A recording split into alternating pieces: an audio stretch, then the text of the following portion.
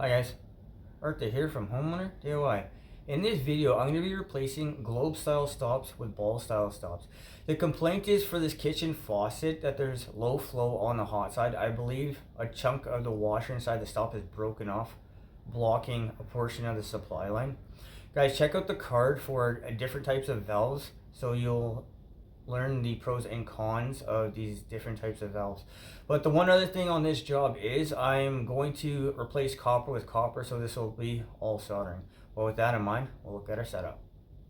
For this kitchen, there is a globe style stop that goes into poly B. This is the shutoff for the dishwasher. There's no hammer rest or no bumper between the valve and the supply, which I will add. And then for the cold side, there's also a globe style stop. This is for a hose bib outside. I'm going to replace these two valves. I'm going to add a bumper, a hammer rester for the dishwasher, and then I'm also going to replace the stops for the kitchen faucet. These will all be ball style. This will be up to modern code, and I'm going to replace copper with copper. So with that in mind, what we'll do now is material and tools. Alright, this is the materials list for this job. So I have 3 swept by compression stops, 1 1/2-inch swept by sweat stop and drain, 2 escutcheons for copper pipe, Emery cloth, Flux, lead-free solder. This is Aquasol. Couple 1/2-inch copper tees, couple copper couplings, a 1/2-inch cap. For PEX, I have my PEX tray. I'll probably only need the 1 crimp ring, a little bit of PEX pipe, poly B by PEX coupling, a compression by PEX coupling, and then a 20-inch dishwasher supply line. Guys, this is the materials list for this job. So what we'll do now is the tools list. Alright, this is the tools list for this job. So I have my pouch. I'll need a pencil, measuring tape, PEX cutters, cordless kit. I probably only need the grinder, a pan for water, close quarter 1/2-inch crimpers. For safety equipment, a spray bottle of water, safety glasses, earplugs, my B tank, so this is an acetylene torch, finishing kit. So this will have striker, mirror, file, anything else I might need. And then a work light. Guys, this is the tools list for this job. So let's change out these stops. All right, guys, this is gonna be the setup here. So for the hot, there'll be a T to pick up the dishwasher, which is over here. I'm gonna put in a bumper, so it'll be a vertical piece of pipe capped off, and that is gonna act as a shock absorber for the dishwasher. Now for the dishwasher, we have a swept by compression straight stop. This is threaded. We have poly B coming in from the other side, so we have to transition between the two. All right, for the transition, we have threaded, So this is the dishwasher supply line, and that's gonna go between these two here. I'm thinking maybe I can loop it around something like this as, I guess, pigtail, if you will. So we're gonna go from threaded to threaded over here. So from the threaded to the poly B, we have to transition now into PEX. So the PEX will be here, PEX will be here, and then poly B will be here. So essentially what I'm doing on this is I'm going to adapt from poly B to threaded. There is no such adapter that I know of anyway that you can go from poly B to threaded directly. So you have to go from poly B to PEX, from PEX to threaded. So that's going to be for the hot side, and then for the cold side. So we have our stop, we have our T, our stop and drain, and then this will go to the hose bib outside. But guys, this is what I'm going to do to make the dishwasher code compliant. And then we're also going to remove all of these globe valves, these old style globe valves, and put all new brand new ball valves. All right, so I'm gonna do a little bit of prefab here. So I'm gonna solder the cap onto a piece of pipe. For this valve here, I will solder a piece of pipe onto this side here. And then for my stops here, I'm going to solder my stops onto this pipe here. And then on site, I will cut it down to where I want it to be. Remember, one thing is the stops, you want your stops to be like this, not like this, because this just looks bad. You want everything to be nice and neat, because that's what people are going to see, especially when they open their cabinet. All right, so we will start out with just cleaning up the end. This copper's been in the garage for a little while, that's why it's all tarnished and black. But you want to make sure that it's nice and clean on the end. The cap is brand new. You really don't have to do anything probably.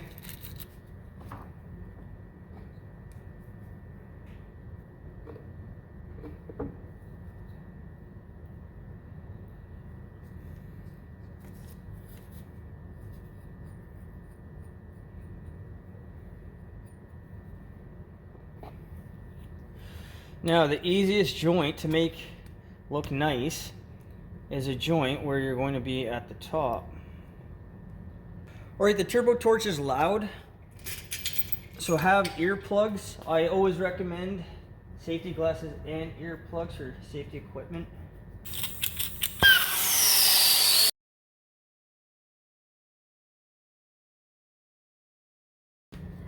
So with a damp piece of paper towel, you can also use a damp rag. Wipe all the flux off it. Now something like here where you see a little bit, what I'm going to do is I'm going to have the front of the cap pointing outward so you don't see this, just to make it look better.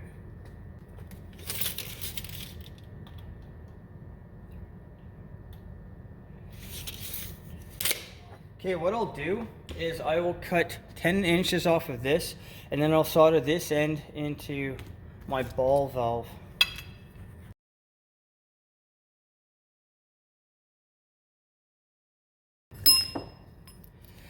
And then ream.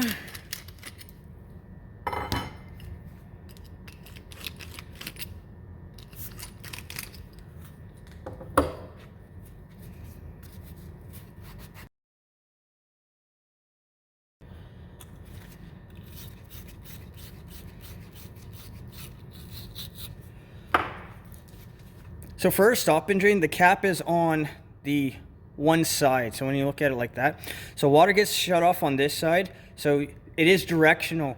The hose bib will be on this side, so if you put it like this and water's coming in, you'll never be able to shut it off, so just be aware of that.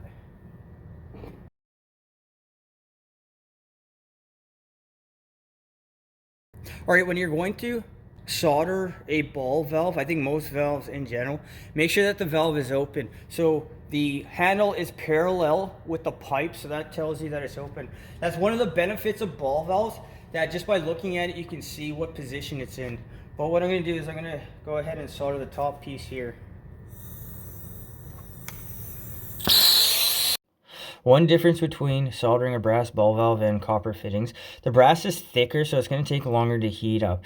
So this is one thing you're going to have to keep in mind, is heat regulation. Since you need a little bit longer, you can hold on the heat longer, but copper is going to heat up faster, and you don't want to overheat the fitting. It'll start to turn black if it gets too hot. So you have more play with a brass ball valve than you do copper fittings. And always wipe the first 6 inches to get the flux off. If you don't get all the flux off, it'll turn green, look ugly, and it'll be a catalyst for corrosion. When soldering any valve, make sure that they're always in the open position so you don't potentially melt the seat.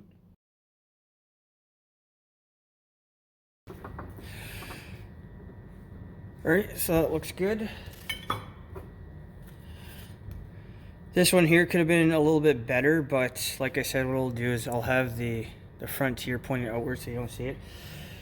And then for this one here, wherever I need to cut the pipe, so we already have the stop on, so if I need to cut it here, I'll cut it here. I'll figure that out wherever I need to cut it. But with this all prefab ready to go, now we'll head to the site and finish the job.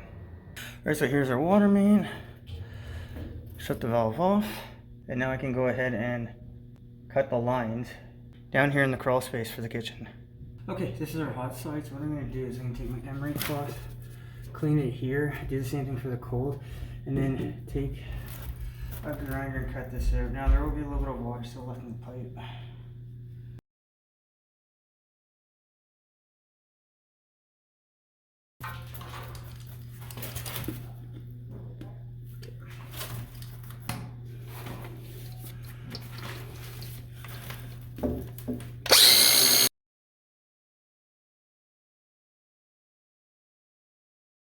So I'm gonna actually cut the pipe lower down because I still have to solder.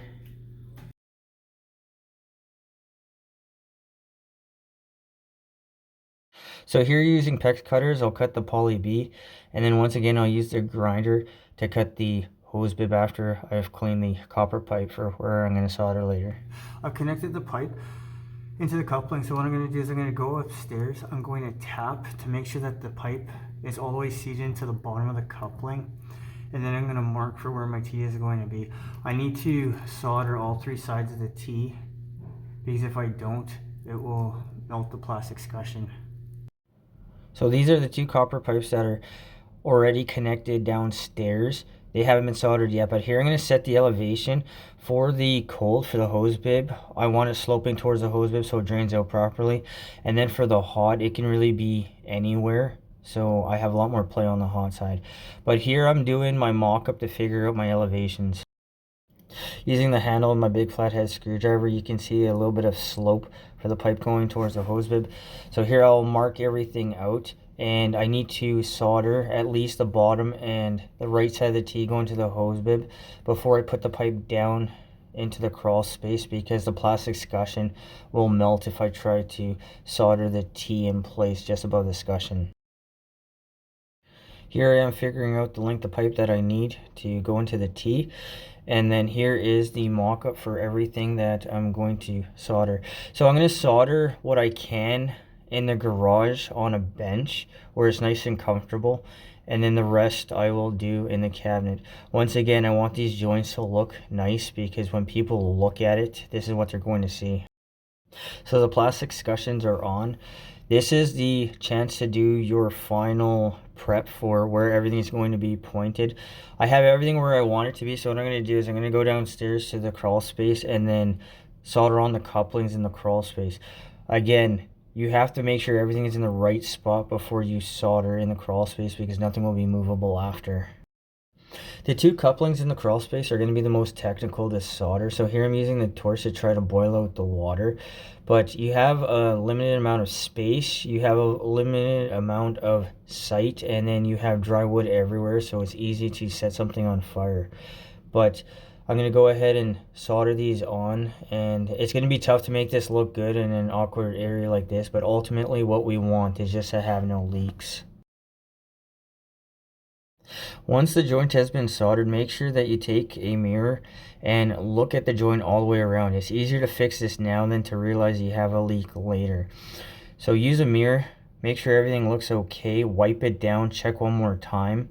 If you have to add a little bit of solder, or if you're unsure about something, which happened to me on the cold side, then go ahead and add a little more solder. But this is going to be the most technical part of the job. I went ahead and soldered the remainder. There was no way to get the camera into the cabinet with the torch going, but everything here looks good. I've already checked everything, I've wiped everything down, so what I'm going to do now is go ahead and turn the water back on to test. Alright, so I'm going to turn the water on just a crack.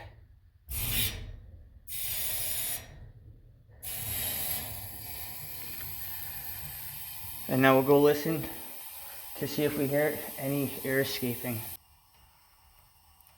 So here you're going to do a listen test first. You're listening for any air to escape. I don't hear anything down here. If you hear air escaping from one of the joints, that means you have a leak. This is an easier way to figure it out before water starts leaking out of the joint. Okay, everything here is silent, which is a good sign. So what I'm going to do is I'm going to grab the container, and I need to now flush the lines out. There's probably going to be green sludge inside the copper pipe. So I'm going to go ahead and grab my dishwasher supply line, and then I'll flush out the hot and cold, and we'll see what we get. So I opened the hot, the cold, and the dishwasher stop. So in the pan is bits of copper from the grinder, green sludge that was in the old pipe that's now been disturbed, and there's chunks of wood from the plywood and the particle board. You want to get all this debris out of the line before you connect the faucet, because that can gum up your radiator and then you're going to have low flow to your faucet. Or the water being silent, so now we can turn water all the way back on. I'm now going to put on the poly by PEX coupling. I've already crimped on the PEX side. So crimp on the poly B side, and then once that's all done, the next thing will be to connect the braided supply line between the stop and the compression by PEX coupling. Using a 5/8 ratchet wrench, I'm going to tighten the braided supply line onto the stop, and then I'm going to do the same thing for the compression by PEX coupling. Tighten the braided supply line all the way down as tight as you can go until it stops. I'm going to just hold the stop in place because it's soldered together, so it's not going to spin, but make sure that you at least somehow back wrench it so you don't possibly twist your copper or kink anything. I'm now going to connect the compression by PEX coupling to complete the connection for the dishwasher.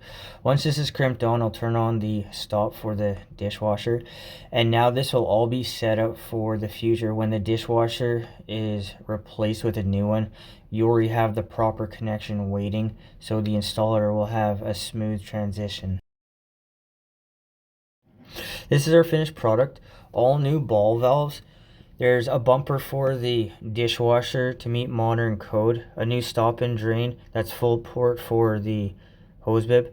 Everything's all done now. It looks good. For stop height, I like to have the stops at the same elevation, and then I also want to minimize the excess for the supply line so it looks nice and neat. But with that in mind, what we'll do now is an overview of this job.